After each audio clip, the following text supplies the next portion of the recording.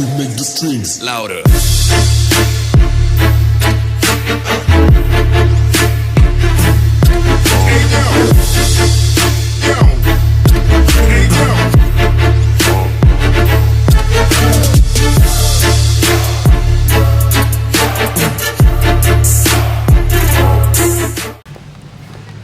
Day 4 of the whole Nitrous Integra.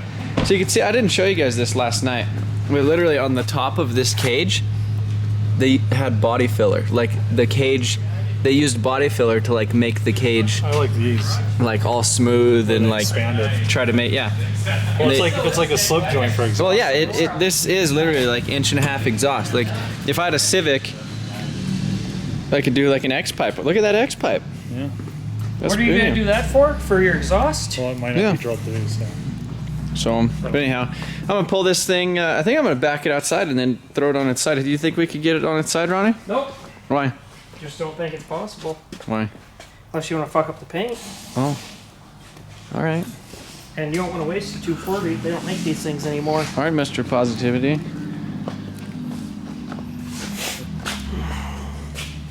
Dave, you think it's going to go over? Yeah, they do in Japan all day. All right, well, let's get it. All right, so I got this thing pulled outside and I got this big jack underneath it. So I'm gonna try to get it as high as we can this way. And then once it's like that, then we're gonna use all the manpower to try to get it the rest of the way over. Put a tire in the door jamb over here and then pressure wash the underneath of it. What do you think of that? Good luck. Okay, well, you're gonna help, so it's good luck to us. But I forgot, long time ago, like the brakes on this thing just like don't work, so I need to put a new master on it because I think the master's pretty messed up. So I need to do that and bleed it, but I think I have a master laying around. Dave's over here playing Mr. Ghetto wiring. The soldering iron doesn't get hot enough. Yeah, Walmart soldering irons. So he's like heating it up with the torch and then soldering the wires for his trailer.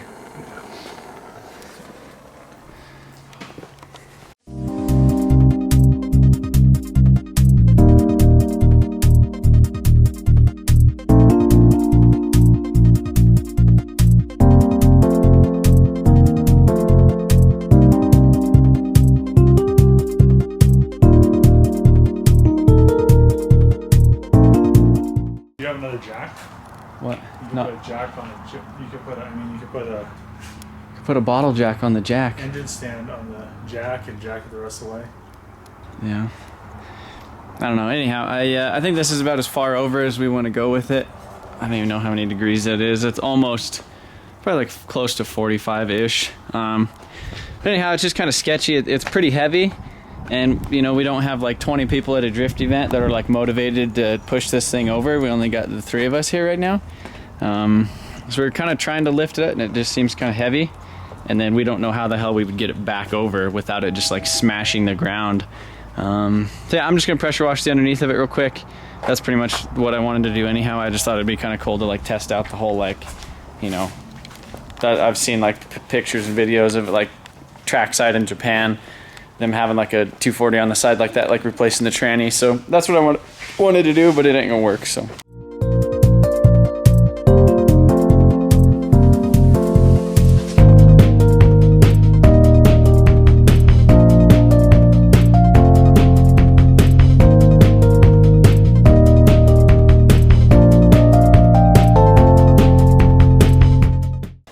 So I got it most of the way pressure washed on this side. I'm gonna jack up the other side and kind of so I could get the opposite edge of the frame rails like that.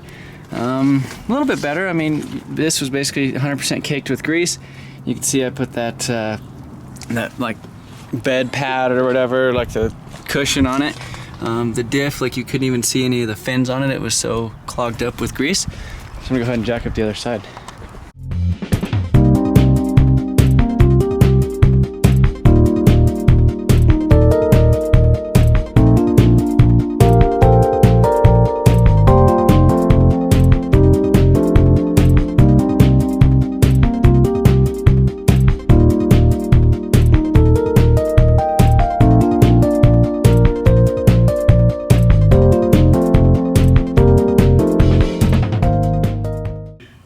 So while I was gone, David replaced the master cylinder in here for the brakes.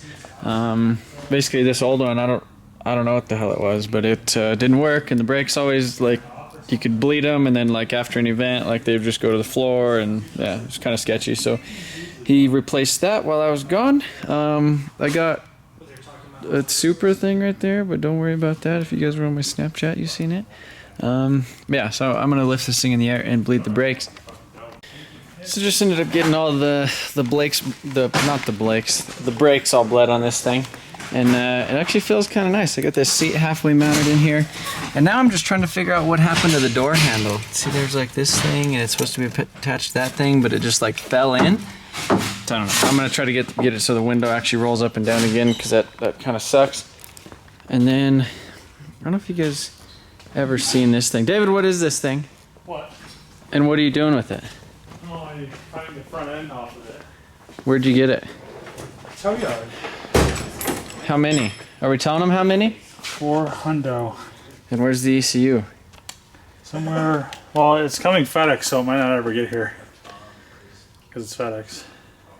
Hopefully it gets here though. So tell them what you did. You bought this thing from a tow yard for $400 without a key. Yeah. And then so he sent off the ECU to get it like tuned, and the immobilizer deleted. Yeah, the immobilizer would be gone. So anyhow, this thing is a 2004? 2003? 2004, I think. G35 sedan with the 6-speed manual. So airbags blown, has 100,000 miles on it. Got it to crank over, and it sounded actually really healthy. So his plan is it is May 6th, and May 27th, 28th, and I think 29th, we're having a Drift Colorado like 3-day extravaganza thing, and he's gonna get this thing going, so he actually has something to drive. Yeah. So right now he's like, it was in a front end rack obviously, but he's gonna do like something just to get a radiator and a half a tube up here. No, I have a SR radiator, foul fans, tube front it, and then maybe coils. And then a full, like a Wisefab kit?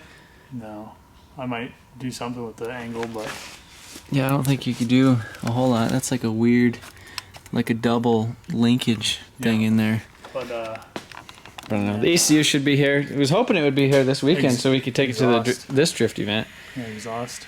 But an exhaust, because he has to delete the catalytic converters out of it. But yeah, so this thing's getting kind of close. I just need to put coolant in it. That's why I haven't really let it run very long and figure out the intake. But I was kind of worried about this stupid windshield. But I might run to Walmart and grab some distilled water so I get this thing running, so I could actually do a burnout in it tonight. So just ran to Walmart and you know, had to show you guys about that wagon life. I had 4 the distilled waters right here, but I already pulled them out before I got out the video camera. But I got me one of their value power, like this $50 battery, so we'll see how that works, and some shop snacks. Yeah, the little battery looks so cute in there. Yeah, I always try to run distilled water in stuff that has, like, you know, cast iron, especially cast iron blocks, because it doesn't have like the chemical or like the minerals and stuff in it that kind of get all weird and stuff with the cast iron. But yeah, I'm not going to be running any coolant in here. I'll probably run a bottle of the water wetter in it. But so I'm going to go ahead and start pouring that in. David! Jeez. My hammer, bud. So yeah, David got this front piece off over here. And then... it wasn't bad. Well, it doesn't look bad. Yeah, it doesn't look bad. Other than where I ripped it out when I put it over my truck. So I'm going to go ahead and start pouring in some water. And then I'm going to start this thing. It doesn't really like the gas in it. Oh no. What? We got a leak. Where? Damn it. Where's it from? Right out of the radiator core. Oh, fuck. Oh no. I don't know if you guys could see that, but yeah, there's a damn leak. Alright, so I figured out the approved repair method of this. I found some of this little JB Weld quick steel stuff right here. I don't know, I kind of want to use the actual JB Weld though, because it like flows a little better. I don't know. I'll cut this off and see how it does. Basically this stuff, you just like cut it. It has like stuff in the center, and then it like mixes, like you knead it in your fingers, and then it gets hard and like completely cured in like 60 minutes. David, make sure you get some dirt in it too. It said knead in wet fingers. Oh, damn, Charles. What? What is it? Mold? Dead mouse. Oh, in that shit? It's petrified in the antifreeze. No. Holy shit. It's like it hasn't decomposed or anything. Damn. Yeah, that looks nice. Yeah. Good color too.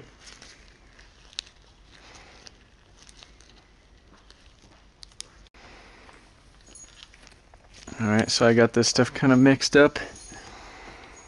I'm just gonna stick it over here on this radiator. I know this isn't the best method in the whole entire world for repairing stuff like this, but I don't like, if I welded this, I'd probably end up like making it worse.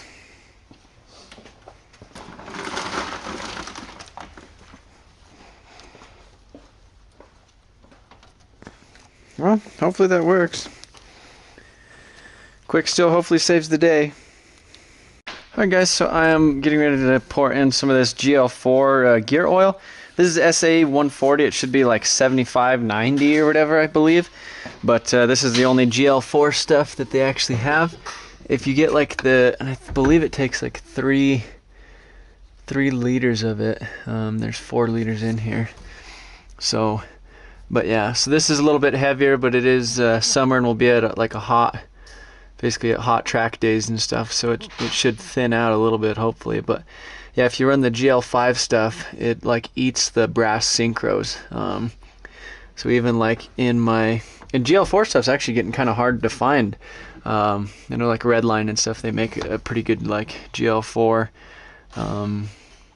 But yeah, like the OEM Nissan stuff for the 350Z or 370Z trannies, that stuff's like $30 a quart, whereas this was like 19 bucks at O'Reilly's or something for 4 quarts.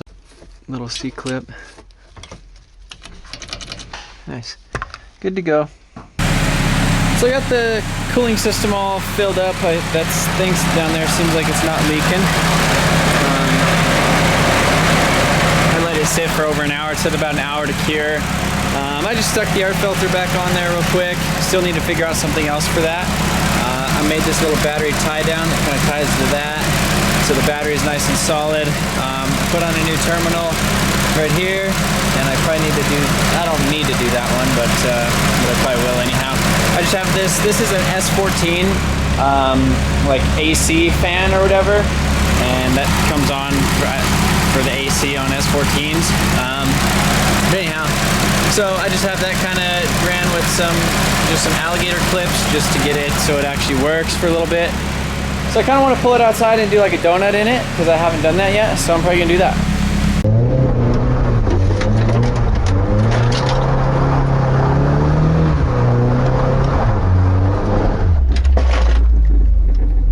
So it does good donuts. It's always done really good donuts though. So this e-brake has a little bit of, you can see like a little bit of play before it even does anything. So I'm gonna go ahead and basically just, oh damn it, that's a 3/4.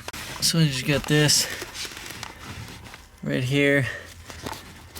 Sorry about this weird angle. Just stick that right here. Hook it on the little arm. Just kind of tighten it up until you can, there's not like a whole lot of play in it, because right now there's still a bunch of play. That should be good.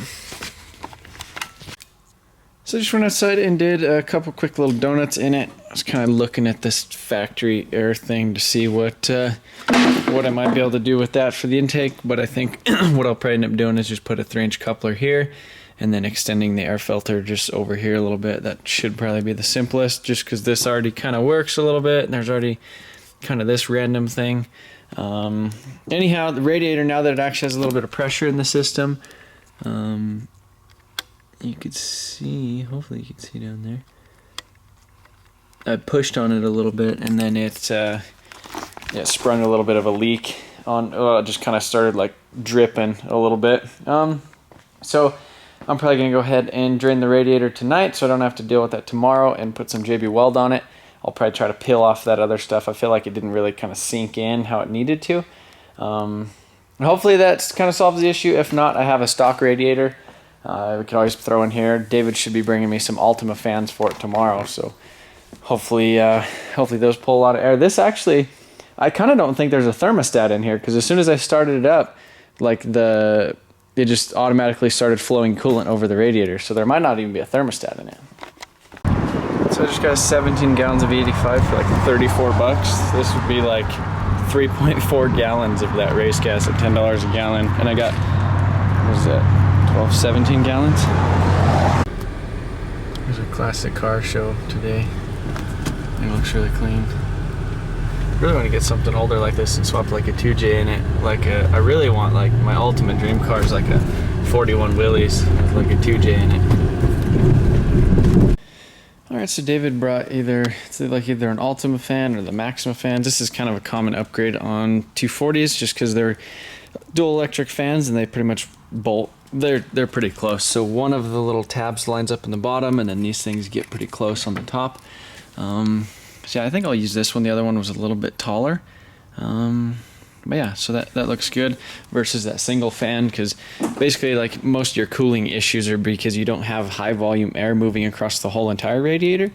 Whereas right here there's one single fan and it's pulling a lot of air through the center, but the corners are going to be really hot because there's no air flowing over them, obviously. But so I might have to pop off this upper radiator hose, pull off this little intake. I got this little thing from my house as just a coolant overflow. Then I'll probably just go ahead and extend this in the meantime as well. So I just poured a gallon of distilled in it. I got these fans all back here and hooked up, and now I'm just pouring in this expensive water wetter. This stuff's like 10 bucks. 10 bucks for a little thing of it, but hopefully it helps it out. I always have K's, they always run hot as shit for me, so I'm gonna save a little bit of this just in case we end up having a leak again. But yeah. But I went ahead and I just kind of ghetto rigged these fans just to see how much air they pull. I got the ground kind of hooked up, stuffed in the battery, and then I got an alligator clamp on the things.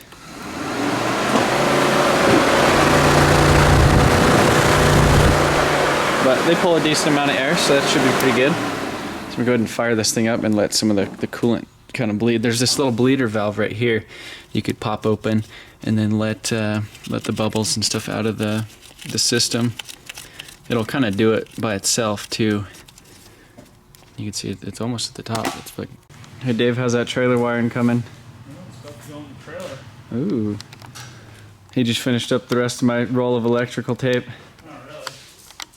Wow, there's only like a slim little gem on there. But alright, so I'm just kind of looking in the engine bay trying to figure out where I'm going to place this. Well, I'm trying to figure out the whole intake system because there's obviously no room over here. So I have to get it over here. This little mass airflow sensor thing, it's like a little bit bigger. That's like 3 1/8 or something. Big. So it actually fits really good on this piece of like exhaust with the little slip joint flare. But yeah, I like don't want to waste that piece of brand new 3-inch exhaust slip joint thingy. So I had this other little piece of exhaust right here. So it kind of puts it a little bit over here. If I got like a longer filter, it would actually kind of get further away, but I think that would probably be all right.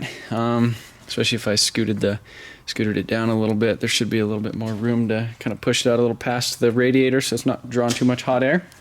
But on this nitrous kit, you could see it has this like deal. So basically what you do is like drill a hole in the silicone and then put that in there, and then it basically threads right in.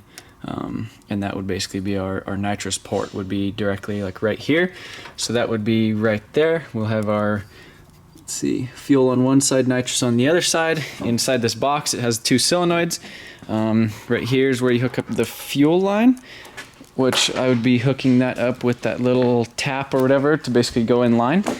And then just basically hooking up the purge from the nitrous right here, and then hooking up the regular nitrous line from the bottle from the back of the car right there. So I'm gonna probably go ahead and get all that plumbed in, because I need to, because it's like Saturday at 5 in the afternoon and I haven't played with nitrous yet, and the event is tomorrow. So basically you wire one of these to positive, like a relay for the nitrous, the ground for the nitrous, and then the signal that triggers the relay basically off of the throttle position sensor. And how you program that is you basically tap into the wire, kind of splice into it, and then you go wide open throttle and you hold this button right here, and there's a little light on here that'll flash, and then there's instructions I need to look at. But you basically program it to that voltage, which should be close to 5 volts. So as soon as you hit wide open throttle, it sees that 4 point whatever voltage or whatever, and it's like, oh, we're wide open throttle, injects the nitrous. I really would like to like wire in a window switch on here so I don't go into the rev limiter on nitrous, but I'll I don't know, we'll see how much power it ends up making, or see if I think it's gonna have to see if it'll do that.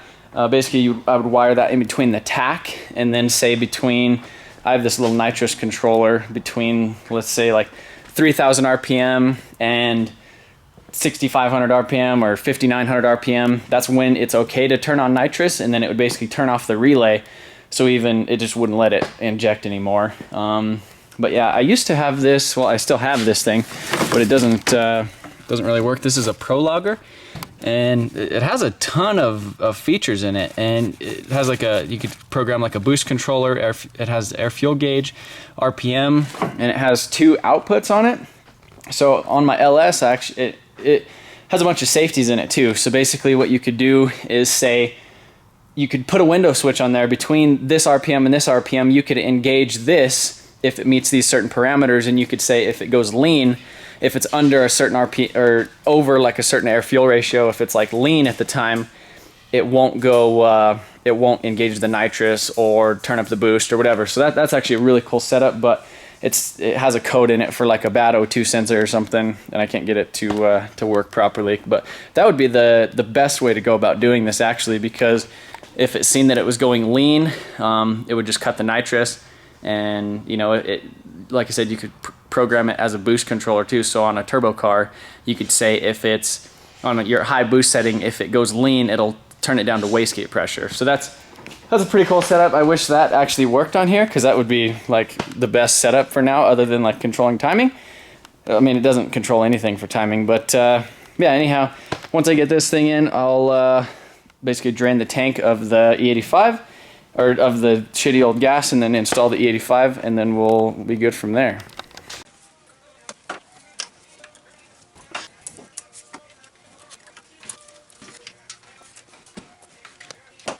Oh, and I also got me some oil too. So I got the oil at Walmart. It was like 22 bucks or something for a 1030 full synthetic, and then a Wix filter from O'Reilly's. You know, so yeah, I'm gonna change the oil on it too, because it's been sitting for a while. All right, so I was just looking up the Nitrous Jet Chart to kind of see what kind of shot I could get figured out over here. So the nitrous pills that I actually had are, and these are what I'm referring to when I say nitrous pills. These are basically the jets right there. You can see it has like a little hole in the very tip of it, and then it has a number on the side of it. So this is a 0.021, and then the nitrous jet is actually a 36. Yeah. So there's numbers on there. Anyhow, so we have a 36 nitrous and a 21 fuel coming over here. On my phone, we have the damn nitrous chart for the Zex wet system. You can see right there on the right side for the 65 shot, 21 and 36.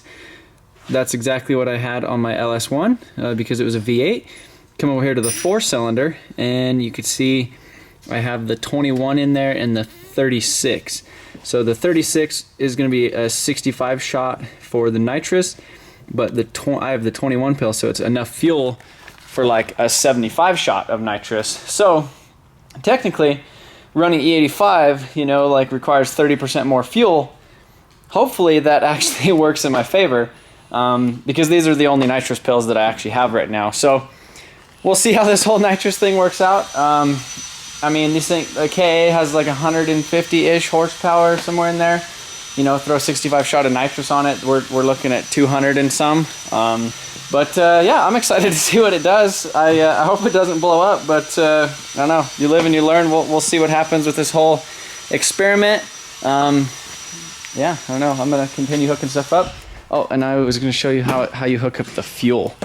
So right here, so you basically have your fuel inlet port, which is on the bottom, and then your nitrous inlet port.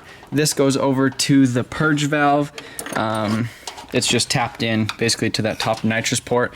So then this nitrous line goes to the nitrous basically input on this. This is the fuel line. There's 2 solenoids in here. And then right here, this is a little T that I'm basically gonna put right here in line right after the fuel filter. And that'll be the fuel for the nitrous. So it'll have the, you know, 44 PSI or whatever base pressure going to the solenoids in here. And yeah, so that's pretty much that. So I'm just gonna continue hooking stuff up. I have the nitrous line ran inside. I still have the nitrous bottle holder in my 240 from a long time ago. I don't know what I did with the other one. It's laying around here somewhere. If not, I have a new kit, but I was gonna mount the bottle right in here somewhere. Yeah, so I'm gonna continue. So what I'm doing right now is draining the rest of the fuel from the tank. Right here, I have a little alligator clip jumper thing going into the factory harness right there that's grounding the fuel pump. A lot of guys, when they do like swaps and stuff on other engines, like you forget to actually ground this wire, so then your fuel pump doesn't turn on. But that's how it is from the factory. You just ground, I think it's the black and pink wire up in this harness going into the body. Yeah, we're about out right now, but yeah, this fuel definitely stinks. Definitely old. All right, so I'm sitting in the car right now. I have this big old hole right here, and even with this little shifter deal on it, it just kind of, I mean, there's still just a big giant ugly hole right there. And I need a place to mount the wideband as well as some switches. So I came up with this little thing. I basically just used some cardboard and trimmed it out, and it kind of fits right there. See, little tabs, goes all the way up. It'll basically screw in right there. But yeah, so this will go right here like that. The wideband will go. I thought about either like leaving it out so it's like further out, or flush mounting it in there. And then the SAFC, the wiring will kind of tuck behind there, and then the SAFC will sit right there. And then I'll just put some switches right here, you know, like the fans and the nitrous. And then maybe an extra fan or an extra something for something, or the purge for the nitrous. But yeah, so that's pretty much the setup on here.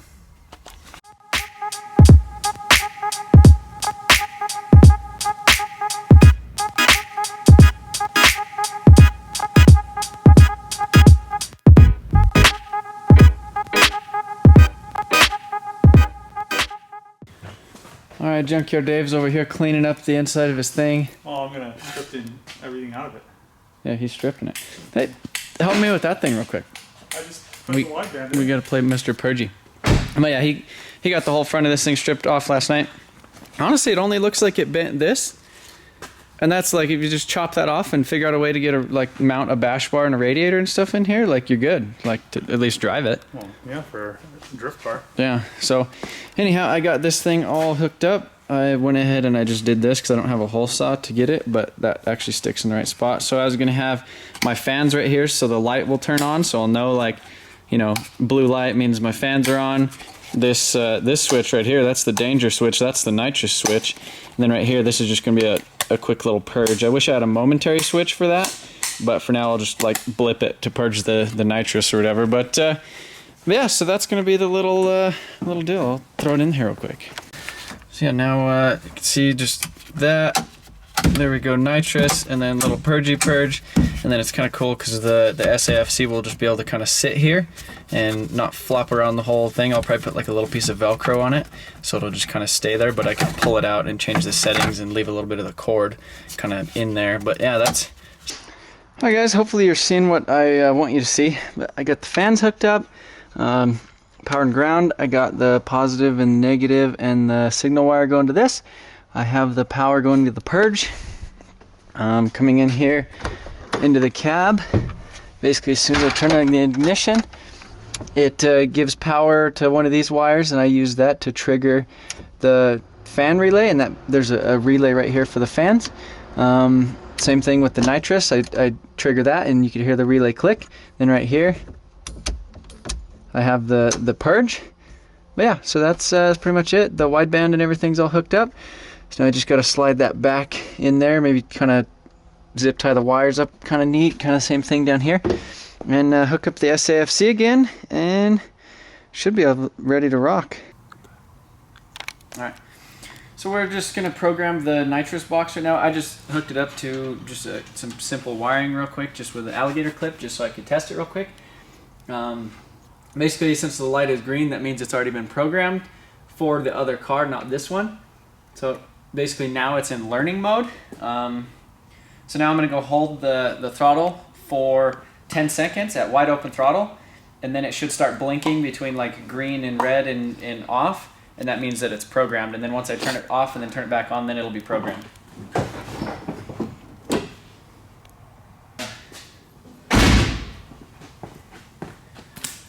Programmed, so we'll disconnect that. So that means that it's actually programmed. We'll do a quick little test.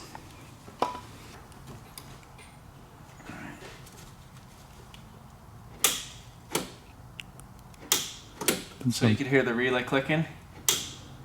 That basically means that the nitrous is active, or it would be.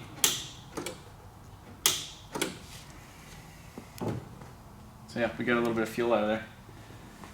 So yeah, I guess all I need to do is officially wire this thing to the switch inside the car and hook up the wideband, get it started, and see what the air fuels are with the SAFC, adjust it accordingly, hook up the rest of this intake, and we should be able to go hit the 65 shot of nitrous and see what it does. The nitrous. Oh, don't say that. Alright, so this will be its first test. I don't know what's up with the air fuel gauge. Shows that it's fully like rich or fully lean, which I know like shouldn't be right, because it's running decent.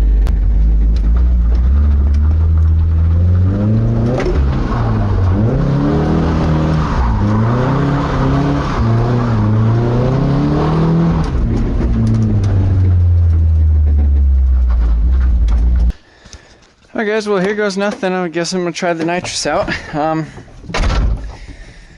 So what did I do with the key? Oh, there we go. So I did a couple. I got the turn signal switch out of another car. So now the headlights work. Now I can actually see the gauges. Taillights work. So this is arming the nitrous. That's basically purging it.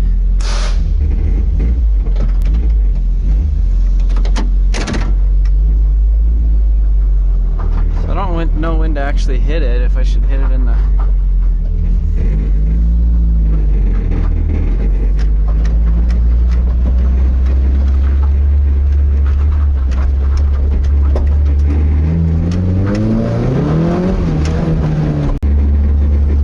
Alright, so we're gonna do...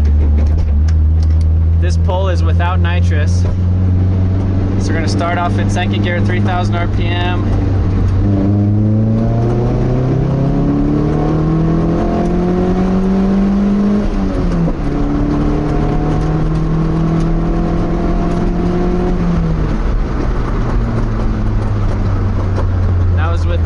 Off. Second gear, 3,000 RPMs, we'll hit it.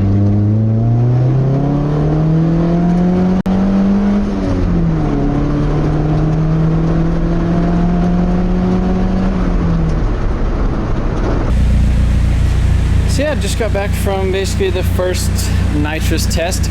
I think that was pretty successful. I did a couple pulls, and it felt like, you know, it's not like it's like turboed or anything like that, but it definitely has a little bit of power, like a little bit more power. It picks up the RPM a little bit quicker. I'll have to go back and like review like the footage and stuff to see like exact times and stuff. But pretty simple setup. I mean, it's pretty easy to do. I was watching another video some guy did on YouTube, and he was saying he didn't really feel anything until 70, like a 75 shot. But I don't really want to mess with that. I don't know what's up with this air fuel gauge, if it's actually working or if it's not. I mean, it's SR injectors, which are 370 cc's. The stock ones are 270 cc's, so it's like 100 cc's more. I can't get the SAFC to like act like it's doing anything. Wide open throttle in the nitrous, it was like 12.6. So I don't know. It's kind of lean-ish, but I'll add a little bit more fuel with the SAFC up top, see if that does anything. But if not, I'm gonna try to drift it. Probably half of the day tomorrow, naturally aspirated, and then the other half of the day with the nitrous, just in case, you know, something does happen with it or the nitrous hurts it.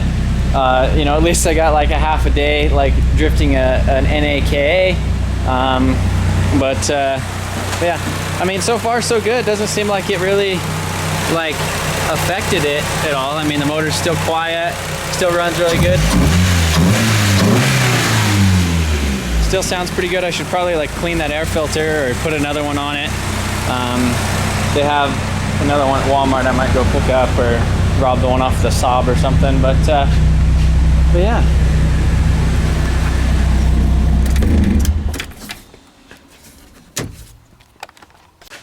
And yes, those are the Acura Integra tail lights. Like I said in like the part 1 of this video, part 2 has more views than part 1.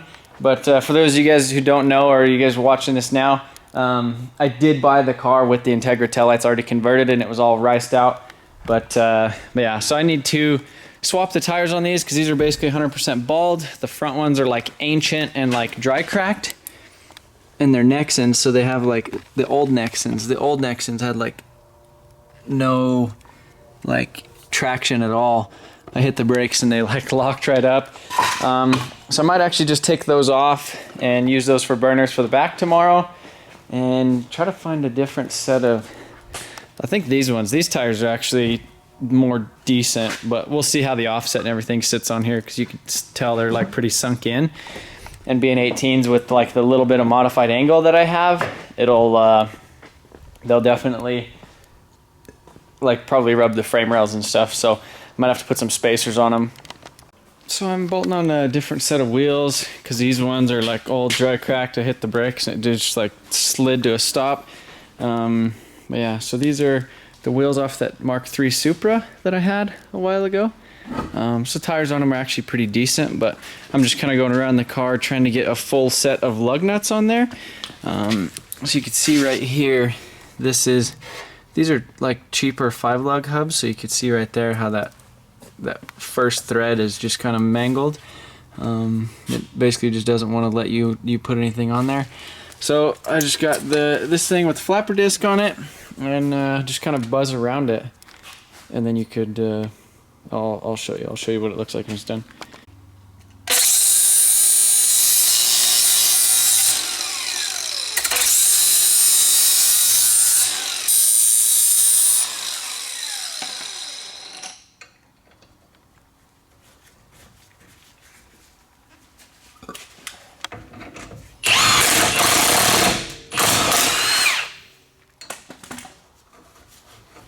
Good as new. Yes, you can see right there. Basically, it's just kind of pointed, and you just kind of get rid of the old threads that are just kind of goobered, and so then it actually starts on there again. I'm just gonna go ahead and say it. It looks like an S13 from the front, at least. So I got these matching wheels on there, at least. You know, got the premium Integra taillights. So this is one of the seats out of that Integra.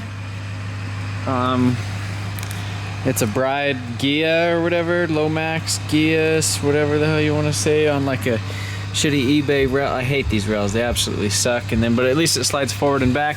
Got passenger seat mounted in there, and I have stock S13 seat belts in here, just so I have something, because I didn't have harnesses. I don't have a harness bar. I don't have any of that stuff. So yeah, I got the trawler all hooked up. Just gotta drop the door down, but I'm gonna back this thing out, pull my drift car in here, drop the door, then pull this thing in there.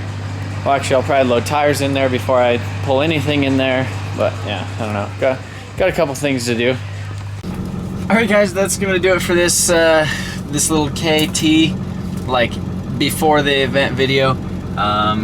Stoked that it didn't blow up. It's in the trailer right now. Everything is going good. Seems like it's running really smooth.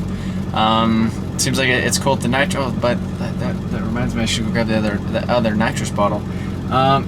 It's like 5:30 in the morning. I'm gonna go home, take a shower, and probably get probably not even a nap. I don't know. I was gonna try to be at the event around 10 or 11 or something, and I gotta leave at like 3, a little bit before 3, because my girlfriend's having a baby shower, and I'm gonna stop there, just kind of meet and greet everybody that I haven't kind of met on her side of the family.